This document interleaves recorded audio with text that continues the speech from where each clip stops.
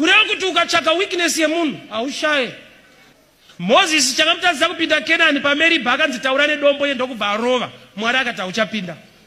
Saka unogona kuti saka Moses haateereri ndosiyana naye. Utsvagwa mumwe mufundisi. Woenda kwaNoa ndiye anorova chapomba ndakaparidza kuti anga akatodhakwa. Unoziona kuti yaNoa haipindike. Unopedzisira wavhura yako ndikutokutaurira zvo. Yako yacho hauvhure nokuti hausiwo right foot.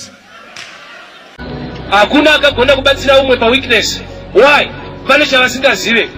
Despite era ne weakness inoitwa naadzimai vangu, vane chimwe chakaiswa naMwari mavari chandisina semudzimai. Saka chona ndakavaroora. Ipapa ndatodzika. Ukandikubatsira. Rudo rwaadzimai vangu kuvana motherly love. Inini handina, inini ndine fatherly love. No matter how I try kuda vana vangu saamai vavo, chinoita kuti ndisavade saamai vavo, handisi amai vacho. Adzimai kana vakada kumira sababa pamba, problem one havasi baba ndaamai. Kuva baba ingori nature, haisi qualification, hakusi kugona. Iye kuva mudzimai ndo zvaakasikwa naMwari ari.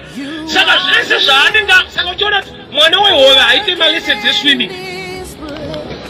Asi mwana womunhu anodzidziswa kuswima. Nokuti hazvisi zvedu. So chinhu chinonzi chako semudzimai kuva saamai kuvana, murume haana kana akati ndabasa nazvo vana vangu ndochengeta, ndotsvagira hosikere ndozodii.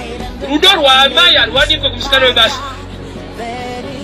Mari yako hairiplace mukadzi. Ndachiridzai imwe song mumota. Sorry, ndiri mufundisi anongotaura kutaura so. System anga achimba kuti uchadiwa nemari yako. Kuomera wanyanya. Mwozi balance haifunga. Shuwa mari yako kudana na zvite. Ukatoomera utonyura. Haigoni kuita zvinoitwa nemudzimai nokuti ino inonzi mari uye anonzi mukadzi zvatopera. So no matter mukadzi ane weakness yainayo yaunofanira kutsvakira dombo kuti agarire. Ava ndibaba vane weakness yavo, amai tsvakai dombo rekuti vagare.